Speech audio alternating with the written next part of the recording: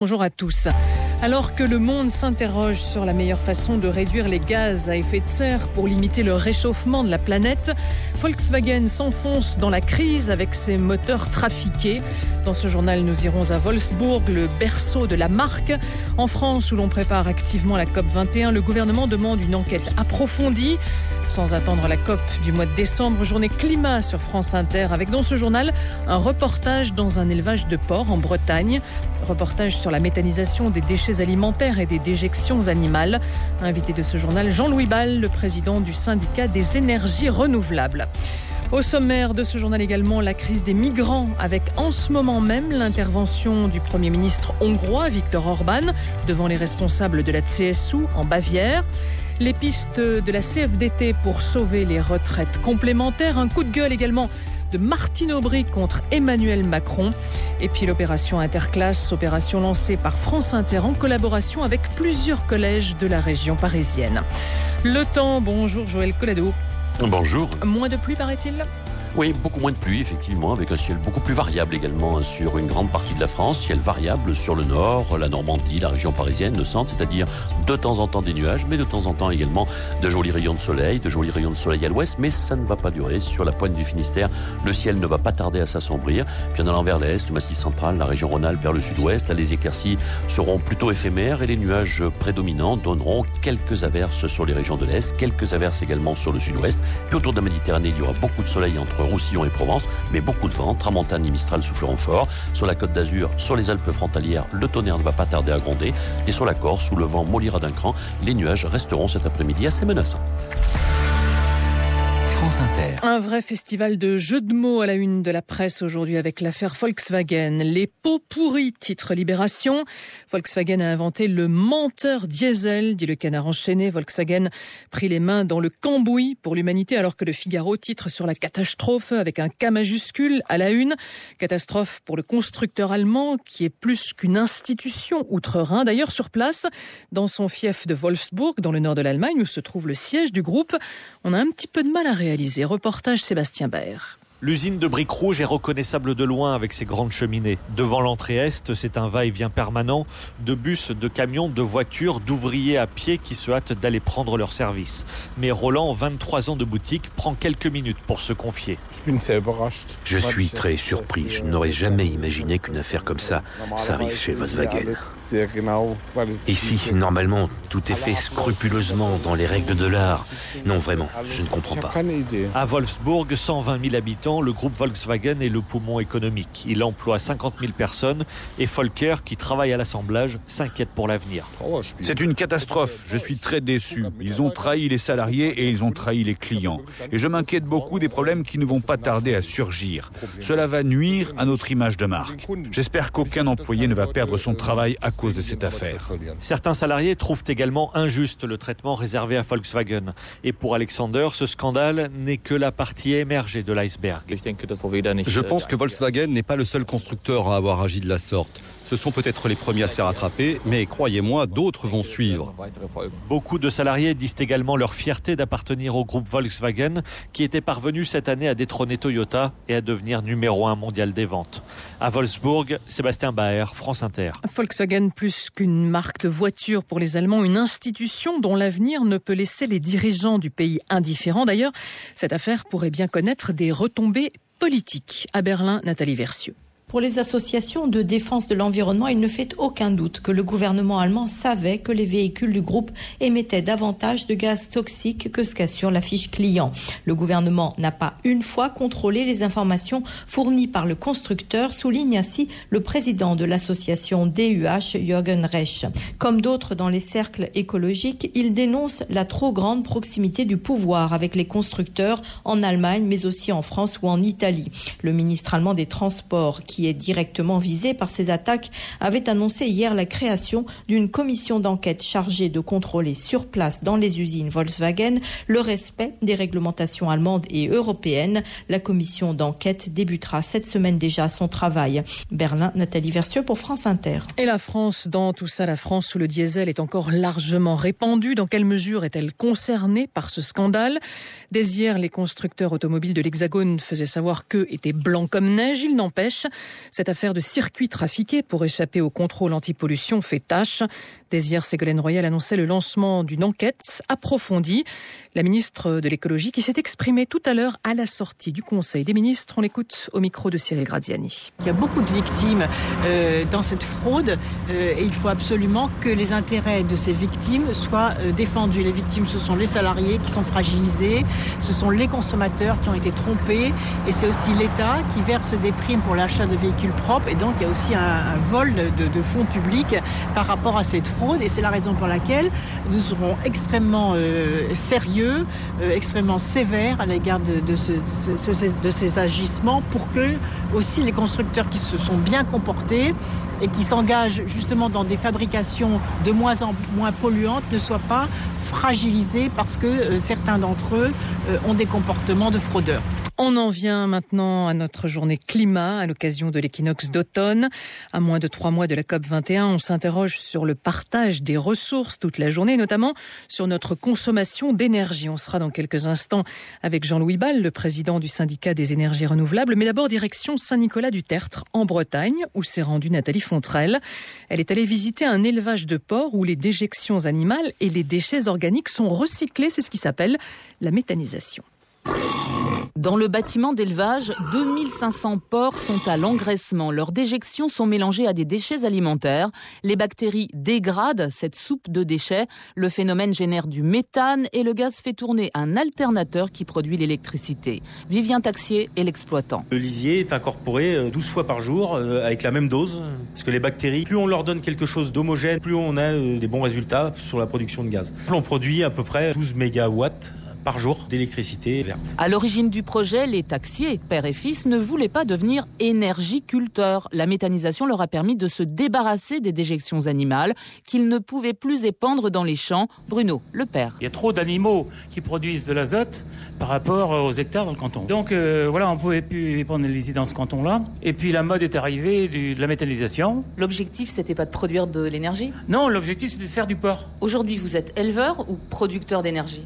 On est plutôt éleveur dans l'âme. Holding Verte, la société qui a investi dans l'installation, confirme l'objectif n'est pas de produire de l'énergie. Frédéric Flippo. Non, c'est de valoriser les matières organiques recyclables des territoires, ce qu'on appelait déchets et qui pour nous est une source d'énergie et aussi d'engrais. La production de gaz et d'électricité est ce qui permet de solvabiliser la filière et de financer ces investissements très lourds.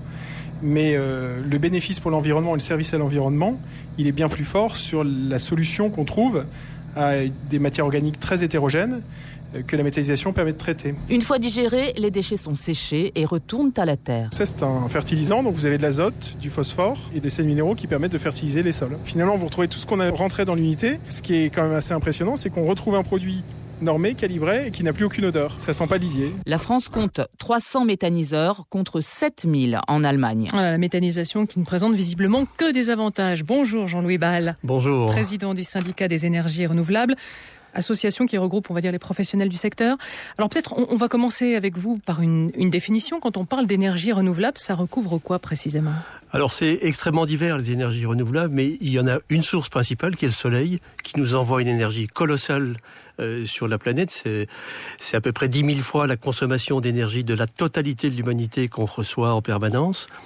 Et à partir de cette énergie solaire, on peut l'utiliser directement pour faire de l'électricité, pour faire de la chaleur. Mais cette énergie solaire, elle est aussi à l'origine du cycle de l'eau et donc de l'hydroélectricité. Elle est à l'origine de la croissance des végétaux et des animaux. Et donc à partir de là, on peut faire du bois énergie, on peut faire c'est pas que les panneaux solaires quand je vous écoute. Comment ? C'est pas que les panneaux solaires non, quand non, je vous écoute. C'est beaucoup plus vaste. C'est beaucoup plus vaste. Et donc on peut faire du gaz. On vient d'en avoir l'exemple. Et ce gaz, il est strictement identique à celui que vous avez dans votre réseau de gaz qui alimente votre cuisinière ou votre chauffage.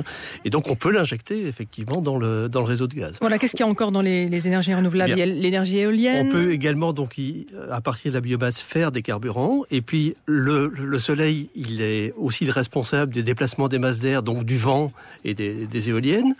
Il y a les énergies qu'on peut tirer de la mer, de la houle, des courants marins, etc. Et puis finalement il y a la géothermie, donc la chaleur de notre sous-sol sous-sol. Et ici, dans ce bâtiment de Radio France, on est chauffé et refroidi de temps en temps à partir de cette source d'énergie. Jean-Louis Bal, est-ce qu'on peut dire que ce sont des énergies qui ne polluent pas ? Est-ce qu'on peut vraiment dire ça ? Pas forcément. Alors, ce sont des énergies, en tout cas, qui n'émettent pas de gaz à effet de serre. Et donc, c'est une des réponses principales à la lutte contre le changement climatique. Maintenant, comme toute production d'énergie, il peut y avoir des nuisances et on peut les maîtriser.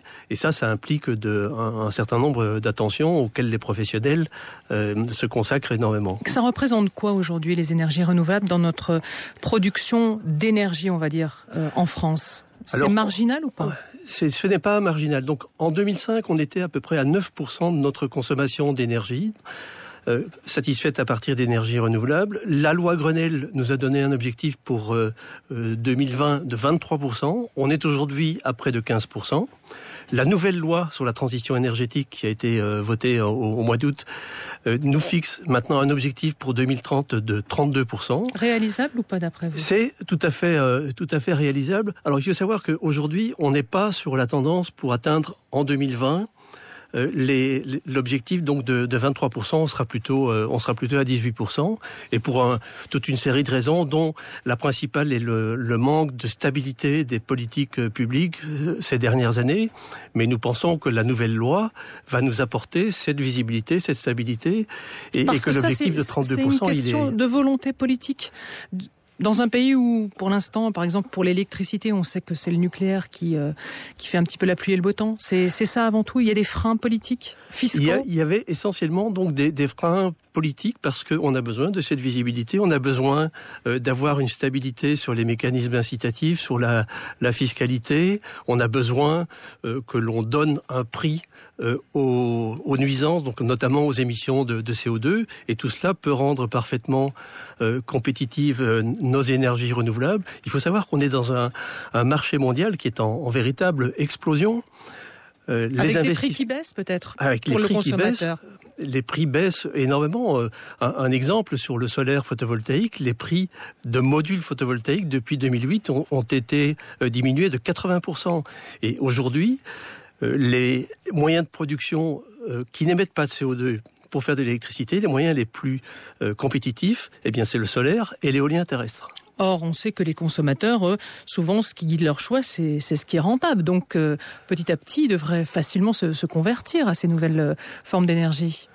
Mais c'est un phénomène auquel on assiste aujourd'hui. Donc le solaire aujourd'hui, c'est encore que 1% de notre consommation d'électricité, mais il connaît une très forte croissance. Et de la même façon, donc l'éolien. Donc on est aujourd'hui sur une dynamique extrêmement positive. Il faudrait encore des incitations fiscales, vous pensez ? Et plus que des incitations fiscales, il faut de la stabilité. Et il faut garantir, si vous voulez, un revenu à l'investisseur sur une longue durée, parce que c'est un handicap des énergies renouvelables, c'est que c'est un investissement important donc au moment de la construction du générateur, et puis après, les frais de fonctionnement seront très réduits. Diriez-vous que ce gouvernement est vraiment convaincu et montre qu'il l'est et qu'il fait ce qu'il faut pour ça ? Je dirais que la loi qui vient d'être votée, elle va dans le bon sens. Elle va dans le bon sens et elle confirme la volonté du gouvernement de développer les énergies renouvelables et de lutter contre le changement climatique, ce qui est un très bon signe à l'approche de la conférence sur le climat de décembre prochain. Voilà, et en 2 mots, mais vraiment 2 mots pour terminer, vous avez 15 secondes. Si on devait prendre une décision pour favoriser ces énergies là aujourd'hui, qu'est-ce qu'il faudrait prendre comme mesure ? La principale décision à prendre aujourd'hui, mais elle est internationale, c'est de donner un prix aux émissions de gaz à effet de serre.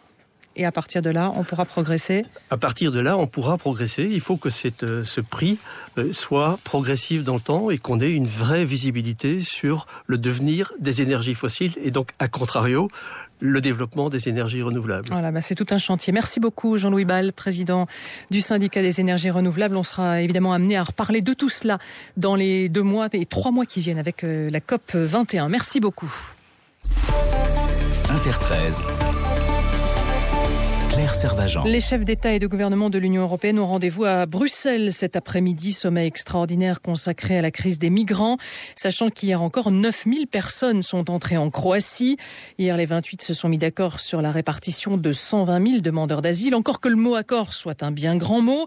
La Hongrie, la Roumanie, la République tchèque et la Slovaquie ne voulant toujours pas en entendre parler. À Bruxelles, on discutera aussi de l'aide aux pays frontaliers, de la Syrie, la Turquie, la Jordanie, le Liban.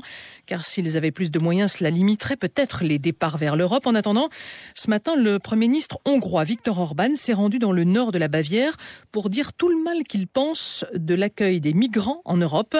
Il est allé le dire aux responsables de la CSU, la branche bavaroise de la CDU d'Angela Merkel. On retrouve sur place Cyril Sauvageau. Ils étaient quelques dizaines de manifestants ce matin venus accueillir Viktor Orbán à son arrivée au château de Klosterbans. Des militants de la gauche radicale et des Verts venus dire à la CSU combien cette invitation est une mauvaise idée. Eva Letterbach de la section bavaroise des Verts. Pour nous, une clôture n'est pas la solution. Elle ne fait qu'empirer la situation. Les migrants continueront à vouloir venir en Europe. C'est pour ça que nous sommes ici, pour condamner fermement la politique de M. Orbán. Pas de diabolisation, répond la CSU, qui a voulu afficher son soutien à Viktor Orbán en l'invitant à cette conférence sur les flux migratoires, quitte à déplaire à Angela Merkel. Une tribune rêvée pour le Premier ministre hongrois qui est venu ce matin défendre sa politique de fermeté. Pour la Hongrie comme pour les conservateurs bavarois, la priorité pour l'Europe est maintenant de mieux contrôler ses frontières extérieures. Viktor Orbán a d'ailleurs prévu de faire des propositions concrètes ce soir au sommet de Bruxelles. Au château de Klosterbans en Bavière, Cyril Sauvageau, France Inter. La question des migrants au cœur du voyage du pape François aujourd'hui à Washington également. Le souverain pontife est arrivé aux États-Unis cette nuit en provenance de Cuba. Il a été accueilli par la famille Obama au grand complet. Aujourd'hui, il se rendra à la Maison-Blanche. Au programme de cette visite également, une rencontre avec des latinos sans papier qui ne sont pas les derniers à remplir les églises aux États-Unis. À Washington, Frédéric Carbone. Dans cette église de Washington, une messe sur deux est un espagnol. Et c'est d'ailleurs à cette occasion que la foule est la plus nombreuse. Alexander Diaz est un fidèle de la paroisse. C'est le premier endroit où il est allé en arrivant du Salvador, voilà 9 ans. Et ce soir, il aura la chance d'être à la cathédrale pour la messe du pape François. C'est mon frère, j'aime sa simplicité, dit cet homme qui n'a toujours pas de permis de séjour légal aux États-Unis, un clandestin parmi des millions d'autres. Le pape François a d'ailleurs tenu à en rencontrer lors de son passage à Washington. Il verra des jeunes qui ont franchi la frontière l'été dernier, un message nécessaire pour le père Villalta. C'est un geste essentiel, le geste d'un pasteur, d'un homme à la rencontre des souffrances des autres. C'est cela le message que le pape veut nous faire passer. En tant qu'Église, nous accueillons tout le monde, nous ne demandons pas de papier. Des églises ouvertes dans un pays où les frontières se ferment et où les promesses de régularisation s'éloignent. Alexander le Salvadorien n'est jamais rentré dans son pays, ce serait impossible de revenir ensuite, mais il se refuse à penser à l'expulsion. Je n'ai pas à avoir peur, si je me conduis bien, je ne risque rien. D'ailleurs, explique-t-il, dans le restaurant où il travaille, tous les serveurs sont sans papier. Washington, Frédéric Carbone, France Inter. Un retour à la case départ au Burkina Faso, une semaine après le coup d'État. Le président de transition, Michel Kafando, annonce avoir repris les rênes du pouvoir. Les médiateurs de la CEDEAO ont réussi à convaincre le général putschiste, le général Diendéré, de se retirer. Les militaires des deux camps, eux aussi, ont baissé la garde. Les forces loyales au gouvernement de transition sont restées en dehors de Ouagadougou. Ceux de la garde présidentielle sont retournés dans leur caserne. Sur place, Fanny Noirou. Le dénouement semble tout proche. En veut pour preuve, le tapis rouge a été dressé devant la salle de conférence de l'hôtel des négociations. Cela confirme le message que nous confiait tout à l'heure un membre de la délégation de la CEDEAO. On est là pour remettre officiellement Michel Kafando dans ses fonctions de président de la transition. La CEDEAO veut être un simple facilitateur aujourd'hui. Et c'est au Burkina, à la transition, donc, de reprendre les discussions avec les putschistes. Tout à l'heure, à l'aéroport, un militaire du RSP confiait être serein, que l'état d'esprit du régiment était bon. Du côté de la société civile, on se félicite du retour au pouvoir de Michel Kafando, mais on reste prudent quant à la suite des discussions. 2 points posent toujours problème. L'amnistie ou non pour les crimes commis pendant le coup d'État. Le deuxième point, c'est le statut du RSP. Va-t-il être dissous ou non ? À Ouagadougou, Fanny Noharo pour France Inter. Au Congo-Brazzaville, le président Sassou Nguesso a fini par dire tout haut ce que tout le monde avait compris. Il souhaite modifier la Constitution pour se maintenir au pouvoir. Cela va passer par un référendum pour modifier la Constitution qui lui interdit pour l'instant de se représenter compte tenu de son âge, 72 ans, et de sa longévité au pouvoir, 30 ans en tout, malgré une interruption dans les années 90 où il a pu revenir aux affaires après une guerre civile. L'opposition dénonce d'ores et déjà un coup d'État institutionnel. Une dernière minute concernant le Mistral. Un accord a été trouvé entre François Hollande et le président égyptien sur la livraison de ces 2 porte-hélicoptères initialement destinés à la Russie. Ils devraient donc finir en Égypte. Inter 13. À chacun ses préconisations pour tenter de sauver le régime des retraites complémentaires. Les pensions versées par l'Agirc et l'Arco ne sont pas marginales. Elles représentent environ le quart de ce que touchent les retraités, la moitié même pour les cadres. Or, ces 2 caisses manquent d'argent. Le MEDEF a déjà proposé de mettre en place un système de décote pour ceux qui cesseront de travailler avant 65 ans, ou bien une baisse des pensions. Les syndicats, eux, estiment que c'est aussi au patronat de faire des efforts. Les négociations reprendront le 16 octobre. En attendant, la CFDT fait un certain nombre de propositions aujourd'hui pour tenter de mettre tout le monde d'accord. On voit lesquelles avec vous, Maxime Depps. Et le message de Laurent Berger est clair pour le leader de la CFDT. Il faut sauver le régime actuel, mais un effort, vous l'avez dit, doit être fait par chacun, y compris par les entreprises. Elles se doivent de cotiser davantage. Laurent Berger propose une hausse de leur cotisation de 0,1% par an de 2019 à 2021, mais aussi de taxer le licenciement des seniors. Ce sera toujours mieux, selon lui, que de toucher à l'âge de départ à la retraite. De toute façon, il n'en est pas question. Pour la CFDT, il n'y a pas de report de l'âge en retraite possible dans cette négociation. D'abord, le bon paramètre, c'est la durée de cotisation. Et deuxièmement, c'est très important, dans le cadre des retraites complémentaires, il n'a jamais été question de revoir l'ensemble des paramètres du régime général. Le niveau des réserves est trop faible, la situation financière est difficile. Pour ça, il faut qu'il y ait un effort partagé et les entreprises doivent y participer. Les entreprises qui ne seraient pas les seules mises à contribution dans l'affaire. En contrepartie, dans le plan imaginé par la CFDT, les nouveaux retraités pourraient assumer pour leur part une contribution de solidarité intergénérationnelle de 4% durant 2 ans. Continuer à sous-indexer les pensions est aussi envisagé par Laurent Berger, proposition qui pourrait très bien braquer les autres syndicats. Merci Maxime Depps. Et maintenant, le coup de gueule du jour, il nous vient de Lille où la maire Martine Aubry tenait une conférence de presse en toute fin de matinée. Sa cible, Emmanuel Macron. Macron, comment vous dire, ras-le-bol. Voilà, ras-le-bol. Voilà, c'est le ministre de l'économie. Il faut qu'il mette tout son énergie, qui est grande, et sans doute ses talents, à accélérer la croissance et l'emploi. Et moi, je dois dire, je supporte de moins en moins à la fois l'arrogance, et notamment sur les fonctionnaires, pour un ancien fonctionnaire, certes devenu banquier d'affaires, mais quand même un ancien fonctionnaire, qui sait sans doute qu'en période de crise, on n'a jamais eu autant besoin des fonctionnaires. Les policiers, les enseignants, les hôpitaux. Et puis en même temps, une ignorance de ce que vivent les gens aujourd'hui. Et il y a un moment où c'est plus supportable. Voilà, je le dis très simplement. Dans l'ensemble des déclarations qui sont faites, voilà, qu'il s'occupe de son ministère. Voilà, c'était Martine Aubry sur Emmanuel Macron, une interview signée Margot Delpierre. Le parquet de Montpellier se pourvoit en cassation contre la relaxe d'un groupe Facebook qui signalait les radars dans l'Aveyron. Pour le parquet, il s'agit d'une action illicite qu'il n'est pas question de laisser sans réponse. Inter 13. Un vent de fraîcheur ce matin, on peut le dire, dans les couloirs de la maison de la radio avec le débarquement de nombreux collégiens. Des collégiens qui vont participer à une opération lancée par France Inter, l'opération Interclasse, décidée après les attentats du mois de janvier et l'incompréhension de certains élèves à qui on demandait notamment d'observer une minute de silence pour les victimes de Charlie Hebdo et de l'hypercacher. Il nous est apparu évident ici à France Inter qu'il y avait un travail à faire avec certains établissements scolaires, pour nous, médias, mais un travail sur la durée qui ne soit pas un feu de paille. On va en parler avec celle qui coordonne ce travail, Emmanuel Davier, mais d'abord, avec vous, Claire Chaudière, on se met dans l'ambiance.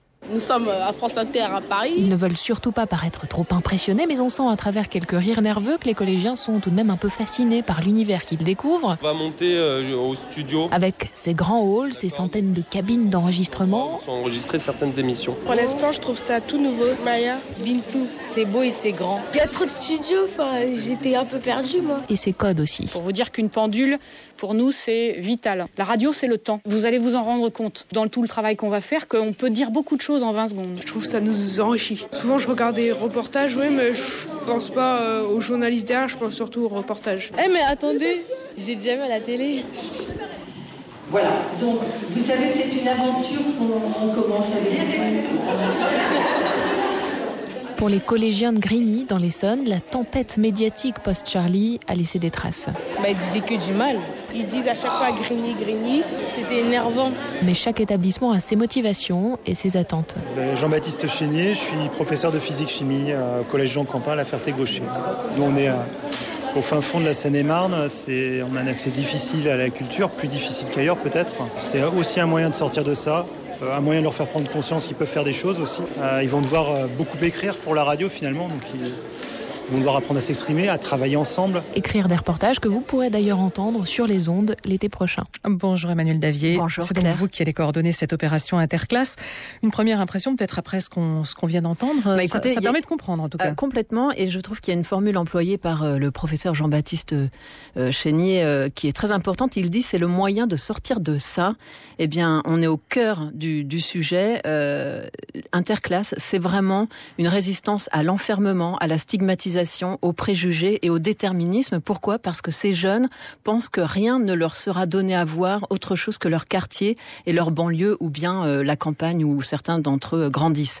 Donc, ils sont là et c'est vrai que ce matin, certes, il y avait de l'intimidation, mais aussi, je peux vous dire, une grande effervescence, beaucoup d'envie, beaucoup d'énergie et de la part des professeurs, beaucoup d'émotions parce que ces élèves qu'ils voient parfois dans des situations d'apprentissage un peu passifs, voilà, et bien là, ils semblent totalement s'approprier ce média de la radio et certains d'entre eux ont parlé pour la première fois devant des micros et je pense qu'on va avoir de belles surprises. Alors dites-nous très précisément en quoi ça va consister Interclasse. Alors Interclasse, la finalité c'est de découvrir le fonctionnement d'un grand média, le métier de journaliste, de décrypter les mécanismes de l'information, de développer un esprit critique et puis de partager une information.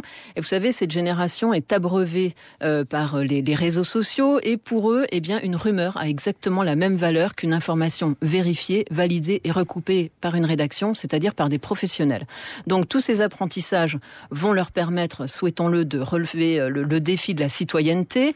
Et puis, ça veut dire qu'ils vont faire des reportages et puis qu'il y aura même un débouché à l'antenne sur l'antenne de France Inter. Exactement, c'est-à-dire qu'ils vont, chaque classe, il y a 5 classes, vont choisir des thèmes. D'ailleurs, ils ont choisi les thèmes, je vous les donne rapidement. Le thème de l'identité, l'image de la femme, le territoire, la ruralité et l'amour.